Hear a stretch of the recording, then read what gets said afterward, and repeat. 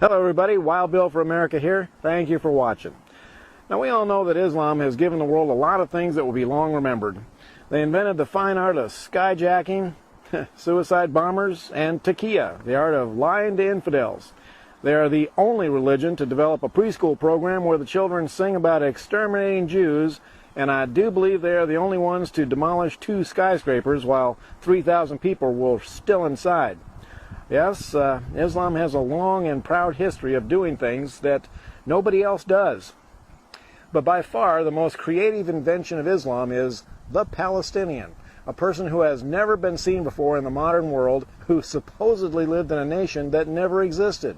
The Palestinian was invented shortly after the nation of Israel sprang into existence as the new name for the traditional home of the Jewish people. Now, prior to the invention of the Palestinian, the Arab nations had been lusting for the land of the Jews because the hard-working Jewish people had transformed that dry, parched desert land into a well-irrigated and beautiful oasis, and the Arabs decided they wanted it. So in the traditional Muslim style, they sent in massive armies to massacre the Jews and steal their land. But the Israelis stomped the living doggy-doo out of them and sent the Arabs fleeing back across the border like a bunch of whipped puppy dogs, and they've been afraid of the Israelis ever since.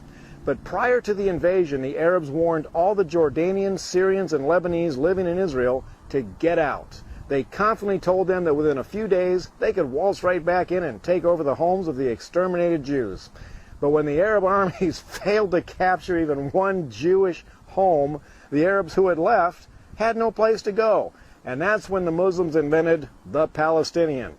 They told the Jordanians, Syrians, and Lebanese that they are now Palestinians, and they were to spread the story that the Jews had stolen their homeland from them, leaving them as poor refugees. Now, the idiots at the United Nations bought that lie hook, line, and sinker, and American liberals, also being idiots, joined right in. And the Palestinian came into existence for the express purpose of causing trouble for Israel. So today, when we hear liberals whining that the Jews are illegally occupying the land of poor Palestinians, that is nothing but a big pile of horse pucky, and I can prove it.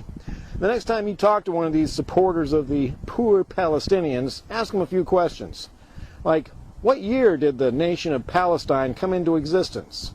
What were its national borders, and what year did it cease to exist? Well, since it never existed in the first place, they won't be able to answer you. But don't stop there. Ask them, what currency did the nation of Palestine use, and why is there no history of it? And ask them if they can name one leader of the nation of Palestine prior to Yasser Arafat. Of course, these questions tend to force liberals to face truth. Now, normal people, when confronted with truth, tend to change their opinion if necessary. But don't expect this from American liberals. Truth just makes them angry. Now, it is crystal clear who the good guys are in this conflict, and as an American, I am proud to stand with Israel against the liars and murderers of the Middle East. And as an American, I am ashamed that our liberals tend to take the side of the liars and the murderers of the Middle East. This is Wild Bill for America. Thank you for watching, and God bless America again.